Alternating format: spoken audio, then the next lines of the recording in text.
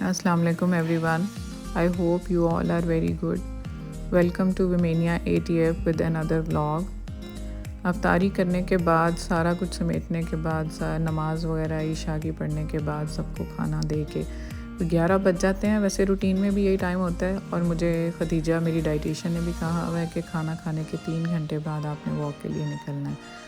तो आजकल रमज़ान है तो इसी तरह ही 8 बजे सारा कुछ वाइंड अप करके करते करते 11 बज जाते हैं और 11 बजे फिर मैं वॉक के लिए निकलती हूँ। 45 मिनट्स की मेरी वॉक होती है। तो घर से निकलते ही कोई तकरीबन 100 to 150 स्टेप्स पर ये सामने मस्जिद नज़र आ जाती है। अल्हम्दुलिल्लाह मस्जिद की आवाज़ जो है घर के अंदर तक इस तरह आ रही होती है कि जैसे साथ वाले घर से कोई बोल रहा है।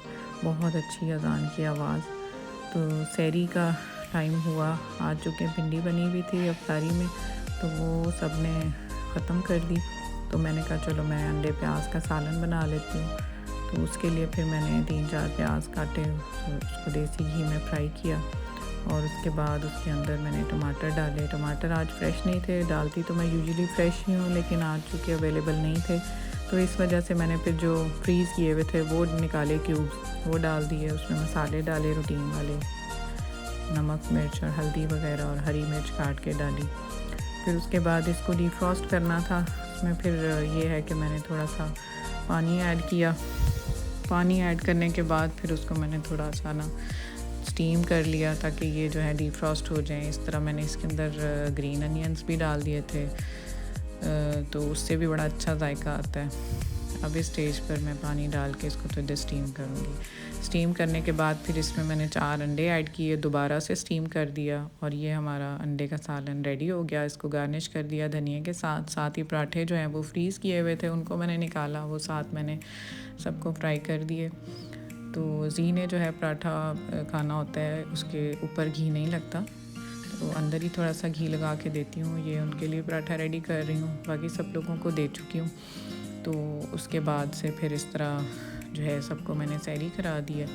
सहरी कराने के बाद ये हरम ने आज अपनी कोई असाइनमेंट रेडी करनी थी, वो खाना खा के ऊपर चला गया अपने रूम में।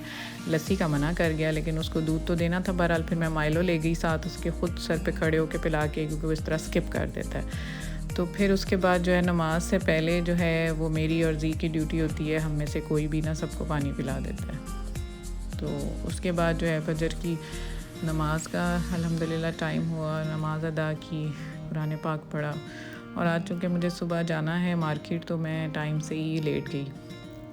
मार्केट जाने के लिए सुबह मेरा एक्सरसाइज डे तो नहीं था, मैंने शावर लिया और ये मैंने अपने लिए आउटफिट निकाला आज के लिए पहनने के लिए। ये मैंने ख़ुद से सिलाया था और देखें इस तरह इसकी नेक लाइन जो है उसके साथ साथ मैंने लेस लगवाई थी जो कि बिल्कुल ही इस तरह लगता है कि एम्ब्रॉयडरी हुई हुई है। बहुत ही अच्छी और फाइन लेस लगाई है टेलर ने।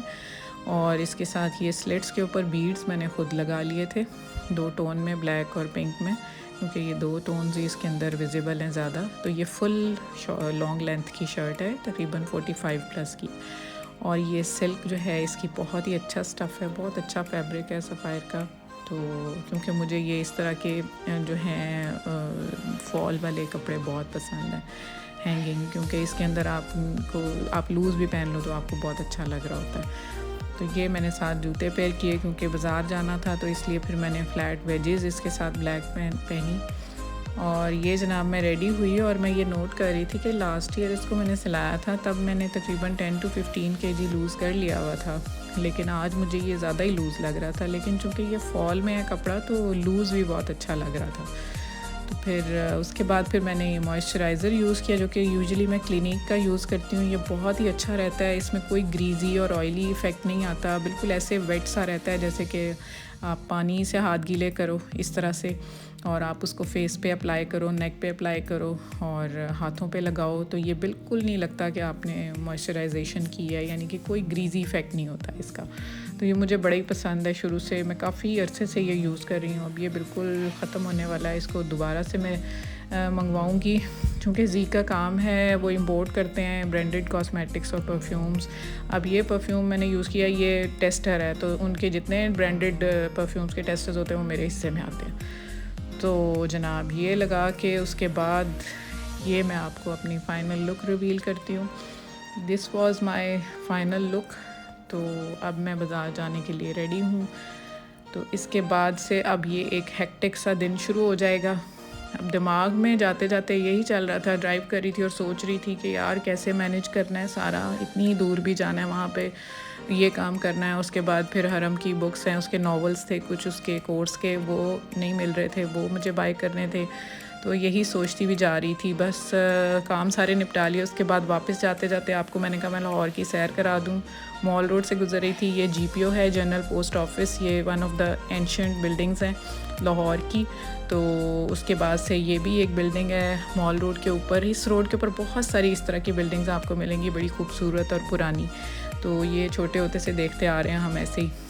तो उससे थोड़ा सा आगे जाएं तो ये लाहौर ज़ू है जनाब, ये बच्चों के लिए एंटरटेनमेंट का एरिया।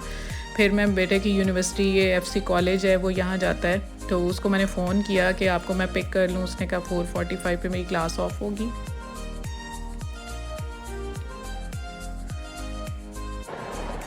भाई आपके पास इनमें से बुक है? हाँ जी, ये पावर ऑफ नाउ मिल जाएगा। ये वाली और ये दो? ये नहीं, ये नहीं है। चले ये है तो ये दे दें। ठीक है। ठीक है।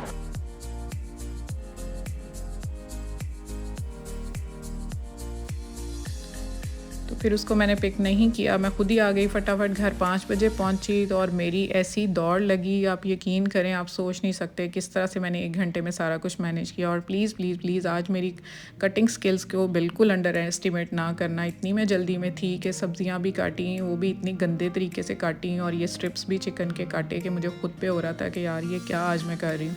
लेकिन बहरहाल क्योंकि बहुत शॉर्ट टाइम था तो मैंने जो है इसको चिकन को फ्राई किया, और उसके बाद उसके अंदर सिरका, soya sauce, chilli sauce, black pepper, white pepper, नमक डाल के और एक नौर का क्यूब डाल के चिकन का उसको मैंने अच्छे से फ्राई कर लिया। और उसके बाद उसको तब तक फ्राई किया जब तक उसका पानी अब्जॉर्ब नहीं हो जाता, सारा इवेपरेट नहीं हो जाता, ख़त्म नहीं हो जाता। तो इस तरह से इस स्टेज पर उसके ऊपर अब मैंने फिर जो है वेजिटेबल्स डालनी है। सबसे पहले जो है वो मैं गाजर डालूँगी। कितनी गंदी वाली आज मैंने गाजरें काटी हैं यार। तो मैंने पहले गाजर जो है वो फ्राई कर ली थोड़ी सी उसमें डाल के, और उसके बाद से अब थोड़ी सी ये सॉफ्ट हुई तो फिर अब मैं इसके बाद इसमें डाली शिमला मिर्च डाल दी और उससे बंद गोभी डाल दी, और फिर उससे उसको थोड़ा सा मैंने पका लिया। पकाने के बाद उसके अंदर मैंने ट्विस्टर मैक्रोनीज़ डाल दी। ये बहुत देखने में भी अच्छी लगती हैं, टेस्टी भी बहुत बनती हैं। तो ज़्यादा मैं ये मैक्रोनीज़ में ये यूज़ करती हूँ। और एंड पे जब मैक्रोनीज़ को डाल के भी अच्छे से मिक्स कर लिया, फिर मैंने स्प्रिंग अनियंस डाल दिए। स्प्रिंग अनियंस बिल्कुल एंड पे डालने हैं क्योंकि उनको ना बिल्कुल आपने पका के नरम नहीं कर देना, वो बिल्कुल उसके अंदर मिक्स हो जाते हैं। तो अगली है जी, अब मैंने आज सैंडविचेस बनाने थे क्योंकि आज मैंने तहैया किया हुआ था कि मैंने बिल्कुल भी कोई फ्राइड चीज़ नहीं बनानी, लेकिन फिर बिना हरम के कहने पर मैंने उसको ना आलू वाले पकौड़े फ्राई कर दिए थे थोड़े से, क्योंकि छोटे बच्चों की बात फिर रह जाती है ना। तो यहाँ पर मैंने लिए 4 अंडे, उनको बॉयल किया, मैश किया, और उसके बाद चिकन जो है वो तकरीबन 1.5 कप श्रेडेड चिकन था जिसको मैंने बारीक से श्रेड कर लिया हुआ था, उसके अंदर डाल दिया। उसके अंदर बटर ऐड कर लिया थोड़ा सा, और फिर मलाई ऐड की, क्रीम उसमें मैंने डाली मिल्क पैक की, ऑल पर की भी आप डाल सकते हैं। फिर इसके बाद मैंने इसके अंदर चिकन स्प्रेड भी जो है वो तकरीबन 1/2 कप डाला।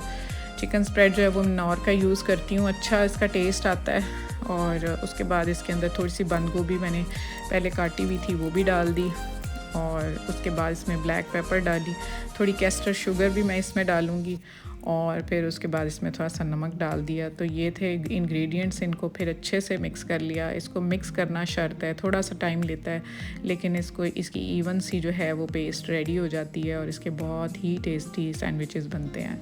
मैंने आज सैंडविचेस को ग्रिल किया है, आप चाहो तो नहीं भी कर सकते ग्रिल, वैसे भी आप उसको सर्व कर सकते हैं, लेकिन ग्रिल से ज़रा ये है कि अच्छी लुक आ जाती है थोड़ा। वैसे भी आज कोई चीज़ फ्राई नहीं की हुई थी।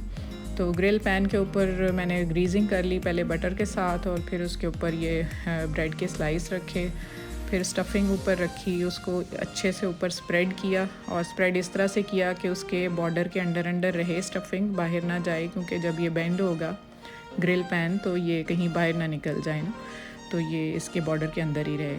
फिर उसके बाद स्लाइस उसके ऊपर रखे, फिर उसको बटर से ग्रीस किया, और फिर उसको मैंने उसके ऊपर लिड दे दिया। आज मैंने बनाया है स्ट्रॉबेरी शेक, कोई और टैंग वगैरह नहीं बनाया।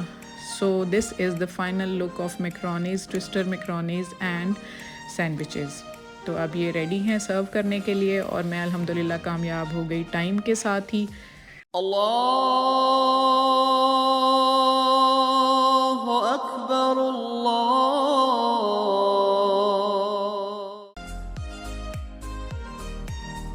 तो ये मेरी प्लेटर थी, इसमें 3-4 चम्मच मैंने मैक्रोनी के लिए और अपने लिए होल व्हीट का सैंडविच बनाया था, जो कि मैंने बाद में 8 बजे डिनर में खाया था, यहाँ पे नहीं खाया था। और ये मैंने भी आज शेक ही लिया था, लेकिन मेरे शेक में फ़र्क ये था कि वो पानी से डाइल्यूटेड था और उसके अंदर कोई शुगर ऐड नहीं की थी मैंने।